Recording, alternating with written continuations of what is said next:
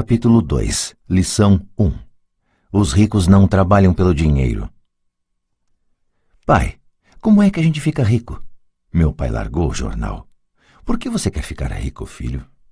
Porque a mãe do Jimmy chegou hoje num Cadillac novo e eles iam passar o fim de semana na praia. Ele chamou 3 amiguinhos, mas o Mike e eu não fomos convidados.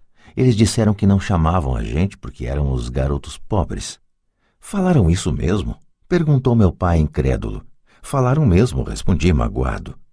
Meu pai balançou a cabeça em silêncio, ajeitou os óculos e voltou para a leitura do jornal. Fiquei esperando a resposta. Era o ano de 1956. Eu tinha 9 anos. Por algum golpe de sorte, eu frequentava a mesma escola pública onde estudavam os filhos dos ricos. A cidade vivia especialmente em função das usinas de açúcar. Os gerentes das usinas e outras pessoas influentes da cidade, como médicos, proprietários de estabelecimentos comerciais e gerentes de bancos, matriculavam seus filhos nessa escola. Terminando o 1º grau, estes iam em geral para colégios particulares. Eu fazia parte desta escola porque minha família morava num lado da rua. Se morasse do outro lado, eu teria ido para uma escola diferente e meus colegas seriam de famílias mais parecidas com a minha. Concluído o 1º grau, estes garotos e eu faríamos o 2º grau também em escolas públicas. Não havia colégios particulares para eles ou para mim. Meu pai finalmente largou o jornal. Senti que estava pensando. Filho, começou lentamente, se você quiser ficar rico, você tem que aprender a ganhar dinheiro. E como ganho dinheiro? Perguntei. Use sua cabeça, filho, respondeu sorrindo. O que na verdade queria dizer... Isso é tudo o que vou lhe dizer, ou não sei a resposta, de modo que não me perturbe. Forma-se uma parceria. Na manhã seguinte, contei para meu melhor amigo Mike o que meu pai tinha falado. Tenho a impressão de que Mike e eu éramos os únicos garotos pobres da escola. Também Mike estava nesta escola por um golpe de sorte. Alguém tinha traçado aleatoriamente a linha divisória dos distritos escolares e nós acabamos na escola dos garotos ricos. Não éramos pobres de verdade, mas sentíamos como se fôssemos porque os demais garotos tinham luvas de beisebol novas, bicicletas novas, tudo novo. Mãe e pai nos davam o básico, comida, teto e roupa, mas isso era tudo. Meu pai costumava falar, se você quiser alguma coisa, trabalhe para obtê-la. Queríamos muitas coisas, mas não havia muito trabalho disponível para garotos de 9 anos. E então como ganhamos dinheiro? Perguntou Mike. Não sei, respondi. Mas você quer ser meu sócio? Ele concordou e naquele sábado de manhã, Mike se tornou meu primeiro sócio nos negócios. Gastamos toda a manhã imaginando formas de ganhar dinheiro. De vez em quando falávamos dos caras legais que estavam se divertindo na casa de praia de Jimmy. Sentíamos uma certa mágoa, mas era uma mágoa boa, pois nos inspirou a ficar pensando em como ganhar dinheiro. Finalmente, nessa tarde, um lampejo surgiu em nossas mentes. Era uma ideia que Mike havia tirado de um livro de ciências que lera. Empolgados, demos um aperto de mão e a sociedade agora tinha um objetivo. Durante as semanas seguintes, Mike e eu percorremos a vizinhança pedindo aos vizinhos que guardassem para nós os tubos vazios de pasta de dentes. Intrigados, muitos adultos concordavam sorrindo. Alguns perguntavam o que estávamos fazendo. Respondíamos, não dá para contar, é um segredo de negócios. Conforme as semanas passavam, mamãe ficava nervosa. Tínhamos escolhido um lugar perto da máquina de lavar roupas para estocar nossa matéria-prima. Numa caixa de papelão que contivera vidros de molho de tomate, acumulava-se nossa pilha de tubos de pasta de dentes usados. Finalmente, mamãe deu uma bronca. Não aguentava mais ver aquele monte de tubos espremidos na maior confusão.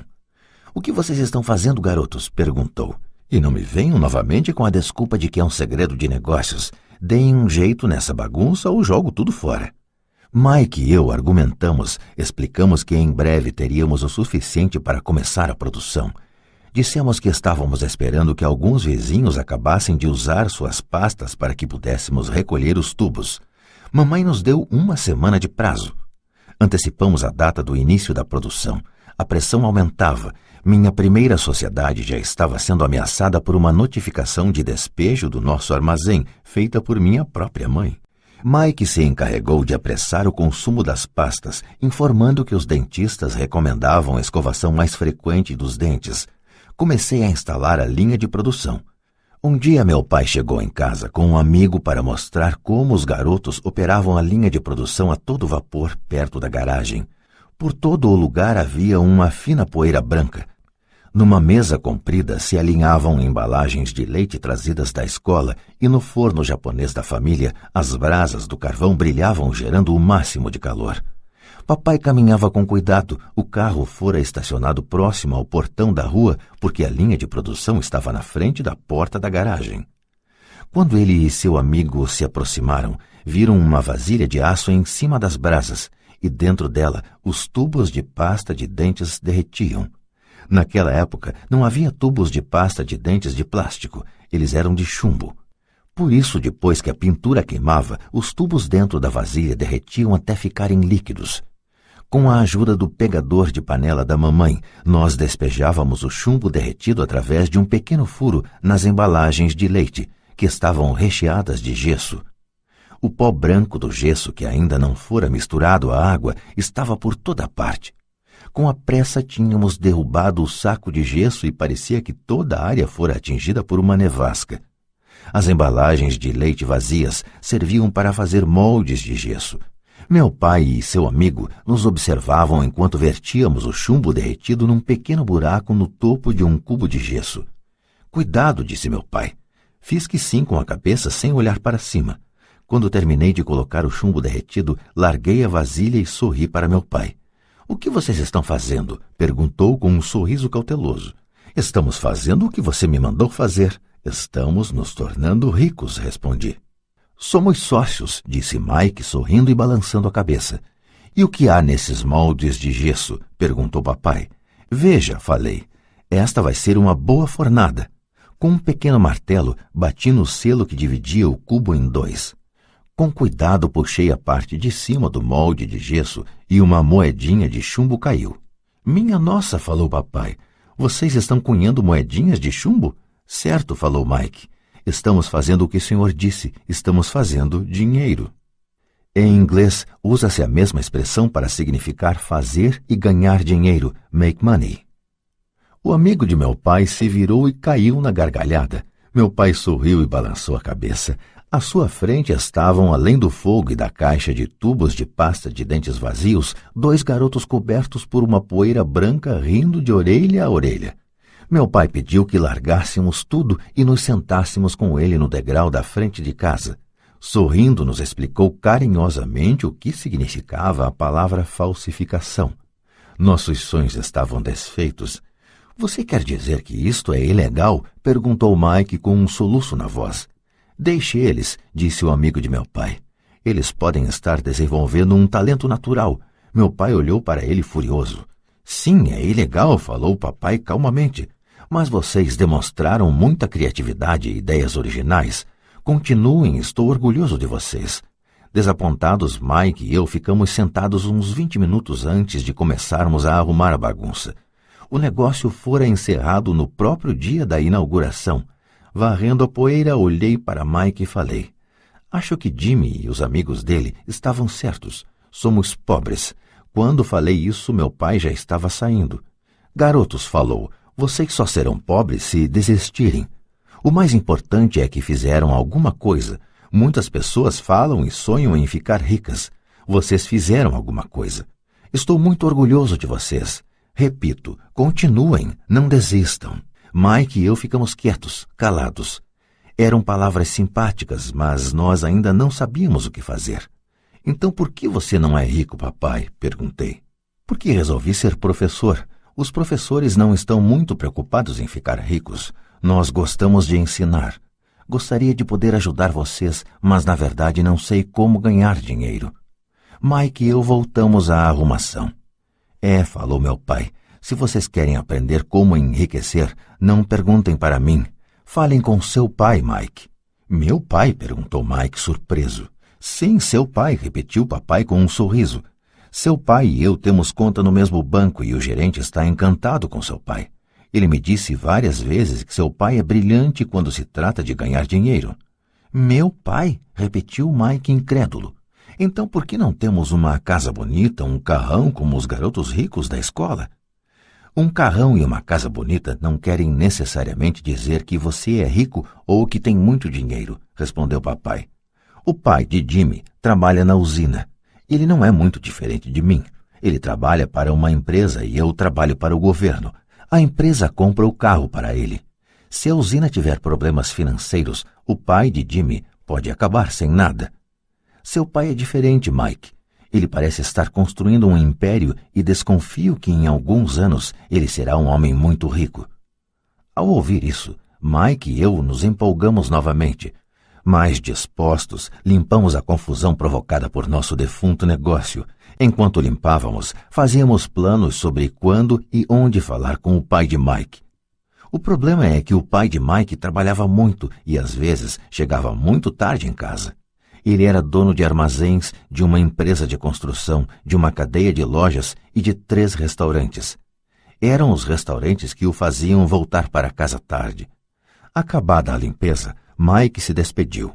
Ele iria falar com seu pai à noite e perguntar se este queria nos ensinar a ficar ricos. Mike prometeu me ligar assim que tivesse uma resposta, mesmo que fosse tarde. Às 20h30 tocou o telefone. Ok, falei. Sábado que vem, e desliguei. O pai de Mike concordara em conversar conosco. Às 7h30 de sábado, peguei o ônibus para o lado pobre da cidade. Começam as lições. Vou pagar a vocês 10 centavos por hora. Mesmo pelos padrões de remuneração vigentes em 1956, era pouco. Michael e eu encontramos seu pai às 8 daquela manhã. Ele estava ocupado e trabalhando há mais de 1 hora. Seu supervisor de construções já estava saindo na caminhonete quando entrei naquele lar simples, pequeno, arrumado. Mike me esperava na porta. Papai está no telefone e ele falou para esperar na varanda dos fundos, disse Mike ao abrir a porta. O antigo assoalho de madeira chiou quando passei pela soleira da velha casa. Do lado de fora havia um capacho simples escondendo os muitos anos de uso e os incontáveis passos que suportara. Apesar de limpo, precisava ser substituído. Quando entrei na sala estreita, senti claustrofobia. O cômodo estava mobiliado com móveis que hoje seriam objeto de colecionadores. 2 mulheres estavam sentadas no sofá, eram um pouco mais velhas do que a minha mãe. Em frente às mulheres estava um homem em trajes de trabalhador. Ele vestia calça e camisa caques, bem passados mas não engomados, e calçava botas de trabalho bem engraxadas. Deveria ser uns 10 anos mais velho que papai. Diria que tinha uns 45 anos. Eles sorriram quando Mike e eu passamos em direção à cozinha, de onde se saía para um pátio nos fundos. Timidamente devolvi o sorriso. Quem são eles? Perguntei. Eles trabalham para papai. O mais velho dirige seus armazéns e as mulheres são gerentes dos restaurantes. E você já viu o supervisor das construções, que está trabalhando em um projeto rodoviário a uns 80 quilômetros daqui. O outro supervisor que cuida da construção das casas saiu antes de você chegar. Isso acontece o tempo todo? Perguntei. Nem sempre, mas muitas vezes, disse Mike sorrindo enquanto puxava uma cadeira para sentar perto de mim. Perguntei ao papai se ele vai nos ensinar a ganhar dinheiro, disse Mike. E o que ele respondeu? Perguntei com cautelosa curiosidade. Bom, primeiro me encarou com uma expressão engraçada e então falou que iria nos fazer uma oferta. Respondi balançando a cadeira para trás em direção à parede. A cadeira em que sentava se sustentava nos pés de trás. Mike fazia o mesmo. Você sabe o que ele vai nos oferecer? Perguntei. Não, mas a gente já vai descobrir. De repente, o pai de Mike passou pela porta de tela e pisou no alpendre. Mike e eu pulamos, ficando em pé não por respeito, mas pelo susto que levamos. Prontos, garotos? Perguntou o pai de Mike, puxando uma cadeira para sentar perto de nós. Fizemos que sim com a cabeça e aproximamos as cadeiras. Ele era um homem grande, com cerca de 1,80 m e 100 quilos. Meu pai era mais alto, pesava mais ou menos o mesmo e era 5 anos mais velho que o pai de Mike. Eles eram de certo modo parecidos, embora de origens étnicas diferentes. Talvez tivessem energias semelhantes. Mike falou que você quer aprender a ganhar dinheiro. É isso mesmo, Robert? Rapidamente assenti com a cabeça, não sem uma pequena sensação de intimidação. Senti muito poder por trás de suas palavras e de seu sorriso. Muito bem, eis a minha oferta. Vou ensinar a vocês, mas não como em uma sala de aula. Vocês trabalham para mim, eu ensino a vocês. Vocês não trabalham para mim, eu não ensino a vocês. Posso ensinar mais rápido se trabalharem e não fico perdendo tempo se só ficarem sentados escutando, como fazem na escola. Esta é minha oferta, é pegar ou largar. Posso fazer uma pergunta antes, falei. Não, é pegar ou largar. Tenho trabalho demais para perder tempo. De qualquer modo, se você não puder se decidir logo, não vai aprender nunca a ganhar dinheiro. As oportunidades vêm e vão. Ser capaz de tomar decisões rápidas é uma habilidade importante. Você tem a oportunidade que pediu. As aulas começam em 10 segundos, respondeu o pai de Mike com um sorriso incentivador. Topo, respondi. Topo, respondeu Mike. Bom, falou o pai de Mike. A senhora Martin vai chegar daqui a 10 minutos. Depois que eu conversar com ela, vocês a acompanham até minha lojinha e já podem começar. Vou lhes pagar 10 centavos por hora e vocês terão que trabalhar 3 horas todo sábado. Mas hoje tem um jogo de beisebol, falei. O pai de Mike abaixou a voz e falou com seriedade. É pegar ou largar, disse. Topo, respondi, decidindo trabalhar em lugar de jogar beisebol. 30 centavos depois. Às 9 de uma bela manhã de sábado, Mike e eu estávamos trabalhando para a senhora Martin. Ela era uma mulher bondosa e paciente. Sempre dizia que eu e Mike a lembrávamos de seus 2 filhos, que já estavam crescidos e não moravam com ela. Apesar de bondosa, ela acreditava no trabalho árduo e nos fazia trabalhar. Era uma chefe rigorosa. Passávamos 3 horas pegando latas das prateleiras e espanando-as para depois recolocá-las no lugar. Era uma tarefa incrivelmente monótona. O pai de Mike, que eu chamo de meu pai rico, era dono de 9 dessas lojinhas com amplos estacionamentos. Eram as primeiras versões das lojas de conveniência. Nesses pequenos armazéns de bairro, as pessoas compravam artigos como leite, pão, manteiga e cigarros. O problema é que no Havaí, e isto aconteceu antes do ar-condicionado, não se podia fechar a porta das lojas por causa de calor. Nestas havia 2 amplas portas que davam para a rua e para o estacionamento. Cada vez que um carro passava ou estacionava, levantava poeira que se acumulava nas prateleiras. Portanto, tínhamos um emprego que duraria enquanto não houvesse ar-condicionado. Durante 3 semanas, Mike e eu comparecemos aos sábados à loja da senhora Martin e trabalhamos durante 3 horas. Ao meio-dia, terminava nosso trabalho e ela nos dava 3 pratinhas de 10 centavos. Mas nem aos 9 anos, em meados da década de 1950, 30 centavos eram algo muito empolgante. Na época, um gibi custava 10 centavos, de modo que, em geral, eu gastava meu dinheiro com revistas em quadrinhos e voltava para casa. Na quarta-feira da 4ª semana, eu já estava a fim de largar. Tinha concordado em trabalhar só porque eu queria aprender a ganhar dinheiro com o pai do Mike, mas agora era um escravo por 10 centavos a hora. E ainda por cima, não tinha voltado a ver o pai do Mike desde aquele sábado. Desisto, falei para Mike na hora do almoço. O almoço da escola era horrível. A escola era monótona e agora já nem podia esperar pelos sábados. Mas o que estava me perturbando eram os 30 centavos. Desta vez Mike sorriu. De que é que você está rindo? Perguntei zangado e frustrado. Papai falou que isso ia acontecer. Ele disse para você procurá-lo quando estivesse a fim de largar. O quê? Disse indignado. Ele está esperando que eu fique saturado? Por aí, falou Mike. O papai é meio diferente. Ele ensina de modo diferente do seu pai. Seu pai e sua mãe falam muito. Meu pai é tranquilo e caladão. Espere até sábado. Vou falar para ele que você está a fim de largar. Você está dizendo que eu fui enrolado? Não, não é isso, mas pode ser. Papai vai explicar no sábado. Fazendo fila no sábado. Estava pronto e preparado para enfrentá-lo. Até meu pai de verdade estava furioso com ele. Meu verdadeiro pai, aquele que chamo de pai pobre, pensou que meu pai rico estava infringindo a legislação sobre trabalho de menores e deveria ser investigado. Meu instruído pai pobre me falou que eu deveria exigir o que merecia, pelo menos 25 centavos por hora. Falou ainda que se não conseguisse o aumento deveria me demitir imediatamente. De qualquer maneira, você não precisa dessa droga de emprego, falou meu pai pobre indignado. Às 8 da manhã de sábado, eu estava entrando pela velha porta da casa de Mike. Sente e espere na fila, falou o pai de Mike quando entrei. Ele então se virou e foi para o pequeno escritório que ficava junto de um quarto de dormir. Olhei em volta e não vi Mike em lugar algum. Achando tudo meio esquisito, sentei perto daquelas duas mulheres, as mesmas que lá estavam 3 semanas antes. Elas sorriram e me deram um lugar no sofá. Passaram-se 45 minutos e eu estava possesso. As duas mulheres já tinham falado com ele e saído há meia hora. Um senhor mais velho ficou lá 20 minutos e foi embora. A casa estava vazia e eu sentado na sala antiquada, escura numa bela manhã do Havaí, esperando para falar com um avarento explorador de menores.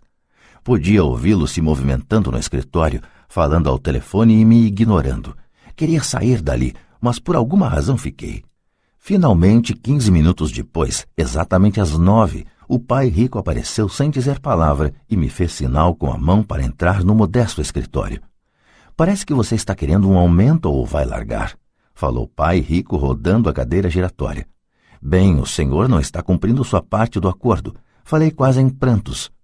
Para um garoto de 9 anos era de fato apavorante confrontar um adulto. O senhor falou que se eu trabalhasse para o senhor ia me ensinar. Eu trabalhei, dei duro, larguei meus jogos de beisebol para trabalhar. E o senhor não cumpriu sua palavra. Não me ensinou nada. O senhor é um desonesto, como todo mundo fala. O senhor é ganancioso. O senhor só quer todo o dinheiro e não se preocupa com seus empregados. O senhor me deixou esperando e não me respeita. Eu sou apenas um garoto e mereço ser tratado melhor. De sua cadeira giratória, as mãos no queixo, o pai rico me fitava. Parecia que estava me estudando. Nada mal, falou. Em menos de 1 mês você já se parece com a maioria dos meus empregados. O quê? Exclamei. Como não entendia o que ele estava falando, continuei reclamando. Pensei que o senhor ia cumprir sua parte do acordo e me ensinar. Em lugar disso, o senhor quer me torturar? Isso é cruel, muito cruel. Estou lhe ensinando, falou calmamente o pai rico. O que o senhor me ensinou? Nada, repliquei furioso. Nem falou comigo depois que eu aceitei trabalhar por uma merreca, 10 centavos por hora. Eu devia denunciar o senhor ao governo. Existem leis sobre o trabalho infantil, o senhor sabe disso. Meu pai trabalha para o governo. Uau, disse pai rico. Agora você parece com a maioria das pessoas que trabalharam para mim, pessoas que eu mandei embora ou que se demitiram. O que o senhor tem a me dizer? Questionei, sentindo-me muito corajoso para um moleque. O senhor mentiu para mim. Trabalhei e o senhor não manteve sua palavra. Não me ensinou nada. E como você sabe que não lhe ensinei nada? Perguntou calmamente pai rico. Bom, o senhor nunca falou comigo. Trabalhei 3 semanas e o senhor não me ensinou nada, disse com cara de zangado. Ensinar quer dizer falar ou dar uma aula? Perguntou o pai rico. Sim, lógico, respondi. É assim que a escola ensina, ele disse sorrindo. Mas não é assim que a vida ensina você, e eu diria que a vida é o melhor dos mestres. Na maioria das vezes a vida não fala com você. É mais como se ela lhe desse um empurrão. Cada empurrão é a vida dizendo, acorde, quero que aprenda alguma coisa. Do que este cara está falando? Pensei com meus botões. A vida me empurrando era a vida falando comigo? Agora tinha certeza que deveria largar o emprego. Eu estava falando com alguém que não regulava bem. Se você aprender as lições da vida, você vai se dar bem. Senão, a vida vai continuar dando trancos em você. Alguns apenas deixam a vida continuar batendo neles. Outros ficam zangados e batem de volta. Mas eles batem no patrão ou no emprego, no marido ou na mulher. Eles não sabem que é a vida que está batendo. Eu não tinha a menor ideia do que ele estava falando. A vida bate em todos nós. Alguns desistem, outros lutam. Alguns aprendem a lição e seguem em frente. Eles recebem satisfeitos os trancos da vida. Para estes, isto quer dizer que precisam e querem aprender alguma coisa. Eles aprendem e prosseguem em frente. A maioria desiste e uns poucos, como você, lutam. Pai Rico ficou em pé e fechou a velha janela de madeira que precisava de conserto. Continuou. Se você aprender esta lição, você se tornará um jovem sábio, rico e feliz. Se você não aprender, passará a vida culpando um emprego, um baixo salário ou seu chefe pelos seus problemas. Passará sua vida esperando por um golpe de sorte que resolva seus problemas de dinheiro. Pai Rico olhou para mim a fim de verificar se eu ainda estava ouvindo. Seus olhos encontraram os meus. Estabeleceu-se uma comunicação entre nossos olhares. Finalmente me afastei ao perceber que tinha assimilado esta última mensagem. Sabia que ele estava certo. Eu o estava culpando e eu tinha pedido para aprender. Eu estava lutando. Pai Rico continuou. Se for o tipo de pessoa que não tem garra, desistirá toda vez que a vida bater em você. Se for uma pessoa assim, passará sua vida buscando segurança, fazendo as coisas certas, esperando por algo que nunca vai acontecer. E então morrerá como um velho rabugento. Terá um monte de amigos que gostam de você, porque é um cara trabalhador. Você passa a vida na rotina fazendo as coisas certas, mas a verdade é que a vida o leva à submissão. No fundo, você tem pavor de se arriscar. Queria, na verdade, vencer, mas o medo de perder é maior do que o entusiasmo da vitória. No íntimo, só você saberá que não foi atrás disso. Você escolheu a segurança. Nossos olhos voltaram a se encontrar. Por 10 segundos, ficamos nos encarando e só depois que a mensagem foi recebida, nossos olhos se afastaram. O senhor estava me empurrando? Perguntei. Algumas pessoas achariam isso. Sorriu Pai Rico. Eu diria que apenas lhe mostrei o gostinho da vida. Que gostinho da vida? Respondi ainda zangado, mas agora curioso. Pronto até para aprender. Vocês 2 garotos foram as primeiras pessoas na vida que me pediram para lhes ensinar a ganhar dinheiro. Tenho mais de 150 empregados e nenhum deles me perguntou o que eu sei sobre dinheiro. Eles me pedem um emprego e um salário, mas nunca que lhes ensine sobre dinheiro. De modo que a maioria deles passará os melhores anos de suas vidas trabalhando pelo dinheiro, sem entender realmente para que é que eles estão trabalhando. Eu estava ouvindo atentamente. Assim, quando Mike falou que você queria aprender como ganhar dinheiro, resolvi planejar um curso que se aproximasse da vida real. Eu poderia falar horas, mas você não escutaria nada. Portanto, resolvi deixar que a vida batesse um pouco em você para que pudesse me escutar. É por isso que só pago 10 centavos.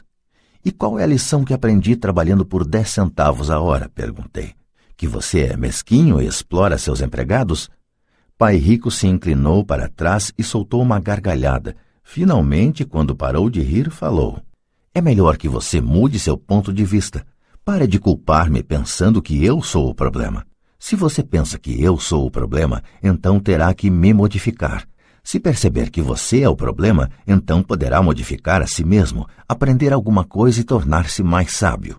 A maioria das pessoas quer que todos no mundo mudem, menos elas próprias. Mas eu lhe digo, é mais fácil mudar a si próprio que a todos os demais. Não entendo, falei. Não me culpe por seus problemas, falou Pai Rico dando sinais de impaciência. Mas o senhor só me paga 10 centavos.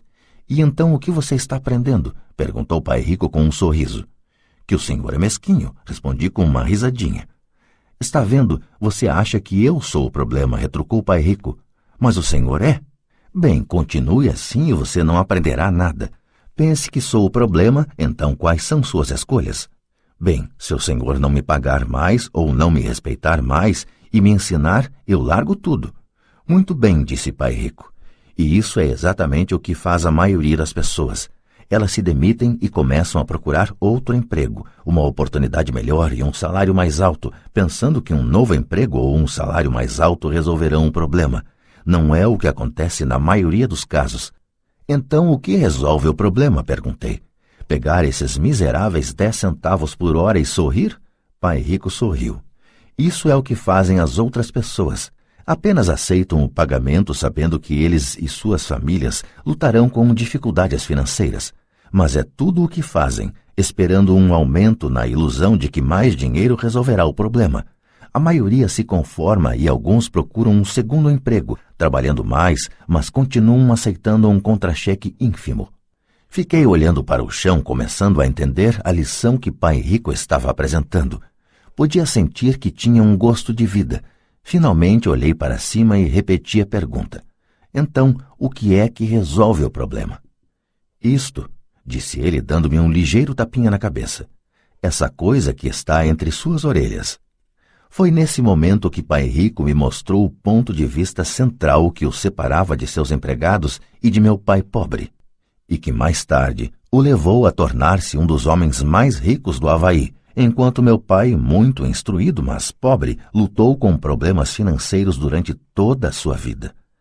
Era um ponto de vista singular que faz toda a diferença durante uma vida inteira.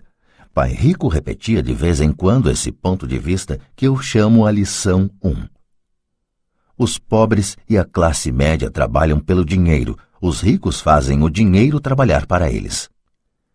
Naquela bela manhã de sábado, eu estava aprendendo um ponto de vista diferente daquele que meu pai pobre me ensinara. Aos 9 anos de idade, eu percebia que ambos os pais queriam que eu aprendesse. Ambos me incentivavam a estudar, mas não as mesmas coisas. Meu pai, muito instruído, recomendava que fizesse o que ele fizera. Filho, quero que você estude muito, que tenha boas notas, para que você possa conseguir um bom emprego, seguro, em uma grande empresa, que lhe traga grandes benefícios. Meu pai rico queria que eu aprendesse como funciona o dinheiro para que eu pudesse colocá-lo a trabalhar para mim. Essas lições eu aprenderia ao longo da vida, sob sua orientação e não na sala de aula. Meu pai rico continuou a primeira lição. Fico contente em ver que você se enfureceu por trabalhar por 10 centavos a hora. Se não tivesse se zangado e tivesse aceitado isso satisfeito, teria que lhe dizer que não poderia ensinar nada. Veja, aprender de verdade exige energia, paixão e um desejo ardente. A raiva é uma grande parte desta fórmula, pois a paixão é uma combinação de raiva e amor. No caso do dinheiro, a maioria das pessoas prefere não arriscar e se sentir seguras, ou seja, não são conduzidas pela paixão, são conduzidas pelo medo. É por isso que elas aceitam um emprego com salário baixo? Perguntei. Sim, respondeu Pai Rico. Algumas pessoas dizem que eu exploro os empregados porque não pago tanto quanto a usina de açúcar ou o governo. Eu digo que as pessoas se exploram a elas mesmas. O medo é delas, não meu. Mas o senhor não acha que deveria pagar mais para elas? Indaguei. Não tenho que fazê-lo. E, além disso, mais dinheiro não vai resolver o problema. Veja seu pai. Ele ganha bastante dinheiro e ainda assim não dá conta das despesas. A maioria das pessoas, se receber mais dinheiro, apenas passará a se endividar mais. Daí os 10 centavos por hora, eu disse rindo. É parte da lição. Certo, sorriu Pai Rico. Você vê, seu pai estudou muito de modo que conseguiu um salário alto, mas ele ainda tem problemas financeiros porque nunca aprendeu nada sobre dinheiro na escola. E ainda por cima, ele acredita em trabalhar pelo dinheiro. E o senhor não acredita? Perguntei. Não, de verdade não, disse Pai Rico. Se você quiser aprender a trabalhar pelo dinheiro, então fique na escola. É um bom lugar para aprender isso. Mas se você quer aprender como fazer o dinheiro trabalhar para você, então vou lhe ensinar como fazer. Mas só se você quiser aprender. E todo mundo não quer aprender isso? Indaguei. Não, respondeu Pai Rico, simplesmente porque é mais fácil aprender a trabalhar pelo dinheiro, em especial se o medo é a principal emoção quando se trata de discutir dinheiro. Não estou entendendo, retruquei, franzindo as sobrancelhas. Não se preocupe com isso por enquanto. Saiba apenas que é o medo que faz a maioria das pessoas trabalhar num emprego. O medo de não pagar as contas, o medo de ser mandado embora, o medo de não ter dinheiro suficiente, o medo de começar de novo. Esse é o preço de aprender uma profissão ou habilidade e então trabalhar pelo dinheiro. A maioria das pessoas se torna escrava do dinheiro e fica zangada com o patrão. Aprender a pôr o dinheiro a trabalhar para a gente é um tipo de estudo totalmente diferente? Perguntei. Sem dúvida, respondeu Pai Rico. Ficamos sentados em silêncio contemplando a bela manhã. Meus amigos deviam estar começando seu jogo de beisebol infantil. E por alguma razão, agora eu estava feliz de ter decidido trabalhar por 10 centavos a hora. Sentia que estava a ponto de aprender alguma coisa que meus colegas não aprenderiam na escola. Pronto para aprender? Perguntou Pai Rico. Sem dúvida, respondi com um risinho. Estou cumprindo minha promessa. Estive ensinando a você de longe, falou Pai Rico. Aos 9 anos de idade, você teve um gostinho do que é trabalhar pelo dinheiro. Multiplique seu mês passado por 15 anos e você terá uma ideia do que muitas pessoas passam a vida fazendo. Não entendo, falei. Como você se sentiu esperando na fila para falar comigo? Uma vez para ser contratado e outra para pedir um aumento. Péssimo, disse. Quando se opta por trabalhar pelo dinheiro, essa é a vida que levam muitas pessoas, disse Pai Rico. E como se sentiu quando a senhora Martin pôs na sua mão 30 centavos por 3 horas de trabalho? Achei que não era suficiente, parecia que não valia nada. Fiquei desapontado, respondi. É assim que a maioria dos empregados se sente quando recebe seus contra-cheques, especialmente com todos os descontos de impostos e outros itens. Pelo menos você recebeu 100%. O senhor está dizendo que a maioria dos empregados não recebe tudo? Perguntei espantado. Claro que não, disse Pai Rico. O governo sempre tira sua parte antes. E como é que ele faz? Perguntei. Impostos, disse Pai Rico. Você paga impostos quando ganha. Você paga impostos quando gasta. Você paga impostos quando poupa. Você paga impostos quando morre. Por que é que as pessoas deixam que o governo faça isso com elas? Os ricos não deixam, disse Pai Rico com um sorriso. Os pobres e a classe média deixam. Aposto que ganho mais que seu pai e, contudo, ele paga mais impostos. E como pode ser? Perguntei. Aos 9 anos de idade, isso não fazia sentido para mim. Por que alguém deixaria o governo fazer isso com ele? Pai Rico ficou sentado em silêncio. Acho que ele queria que eu ouvisse em lugar de ficar falando besteira. Finalmente me acalmei. Não tinha gostado do que ouvira. Sabia que meu pai vivia reclamando dos impostos que pagava, mas na verdade não tomava nenhuma atitude quanto a isso. A vida estaria batendo nele? Pai Rico se balançava em sua cadeira tranquilamente enquanto olhava para mim. Pronto para aprender? Perguntou. Fiz que sim com a cabeça lentamente. Como já falei, há muito a aprender. E aprender como se faz o dinheiro trabalhar para a gente é estudo para uma vida inteira.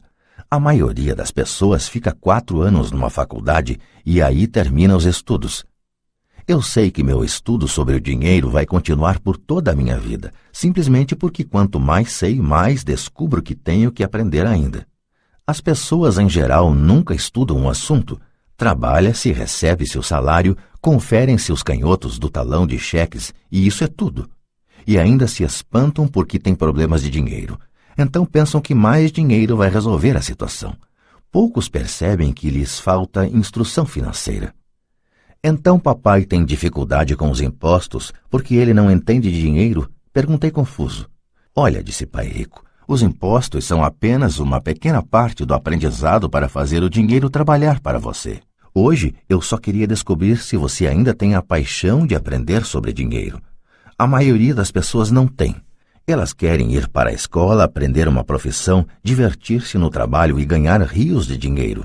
Um dia acordam com sérios problemas financeiros e então não podem parar de trabalhar. Esse é o preço de só saber como trabalhar pelo dinheiro em lugar de estudar para saber como pôr o dinheiro a trabalhar para você. E então, você continua apaixonado por aprender? Perguntou Pai Rico. Acenei afirmativamente com a cabeça. Bom, disse Pai Rico. Agora de volta ao trabalho. Desta vez não vou lhe pagar nada. O que? Perguntei espantado. Você ouviu, nada. Trabalhará as mesmas 3 horas no sábado, mas desta vez não receberá os 10 centavos por hora. Você disse que queria aprender a não trabalhar pelo dinheiro. Sendo assim, não vou pagar nada. Eu não podia acreditar no que estava ouvindo. Já conversei sobre isso com Mike. Ele já está trabalhando, tirando a poeira e arrumando as latas para mim. Melhor você se apressar e correr para lá. Não é justo, gritei. O senhor tem que pagar alguma coisa. Você disse que queria aprender. Se não aprender isso agora, será como aquelas 2 mulheres e o homem que estavam sentados na minha sala. Trabalham pelo dinheiro e esperam que eu não os mande embora.